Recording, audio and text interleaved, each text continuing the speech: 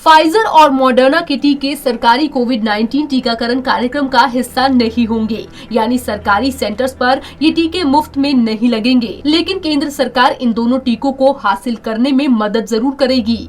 निजी अस्पतालों में उपलब्ध रहेंगे ये टीके। सूत्रों के अनुसार केंद्र की दोनों कंपनियों से बातचीत काफी आगे बढ़ चुकी है। संभव है कि जुलाई तक फाइजर का टीका भारत में उपलब्ध हो जाए। सूत्रों के अनुसार दोनों टीकों की कीमत ज्यादा है और इस वजह से बल्क में उनकी खरीद कम होगी। साथ ही सार्वजनिक टीकाकरण कार्यक्रम में उनके शामिल किए जाने की संभावना भी घटेगी।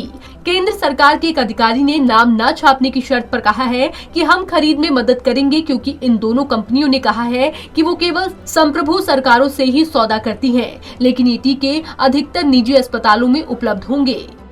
दोनों वैक्सीन मुफ्त न देने की क्या है वजह?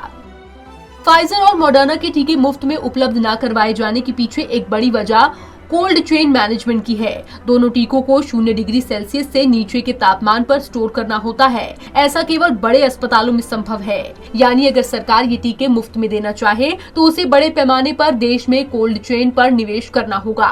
अधिकारी के अनुसार हम ऐसा करने के बजाय लोगों के लिए और टीके खरीदना चाहेंगे। सरकार को उम्मीद है कि इन टीकों की उपलब्धता से सरकारी टीकाकरण कार्यक्रम का लोड कम होगा। जो लोग सक्षम है वो निजी अस्पतालों में जाकर ये टीके लगवा लेंगे। महंगे टीके खरीदना तार्किक नहीं। केंद्र सरकार इस महीने से टीकाकरण की रफ्तार तेज करना चाहती है ताकि तीसरी लहर से बचा जा सके। एक अधिकारी ने कहा, लक्ष्य चुनौतीपूर्ण जरूर है, क्योंकि हम कम से कम 40% वयस्क आबादी को एक डोज तो लगा ही देना चाहते हैं। उन्होंने कहा, इसके लिए हमें वैक्सीन की खरीद बढ़ानी होगी। अगर हमें पहुंच बढ़ानी है तो और टीकों की जरूरत पड़ेगी। फाइजर और मॉडर्ना जैसे महंगे टीकों में निवेश तर्कसंगत नहीं लगता। 195 करोड़ डोज की पड़ सकती है जरूरत।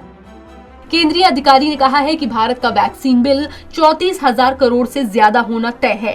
एक अनुमान ले तो अभी 50,000 करोड़ से ज्यादा भारत को 95 करोड़ की आबादी को कवर करना है। यानी अगर बर्बादी को भी ध्यान में रखें तो 195 करोड़ डोज की जरूरत पड़ेगी। स्वास्थ्य मंत्रालय ने सभी राज्यों से कहा है कि वो हेल्थ केयर वर्कर्स और फ्रंट लाइन वर्कर्स को जल्द से जल्द दूसरी डोज लगाएं। अब तक 86% हेल्थ केयर वर्कर्स को पहली डोज लग चुकी है, लेकिन दूसरी डोज केवल 56% को ही लगी है। पंजाब केसरी टीवी के लिए ब्यूरो रिपोर्ट।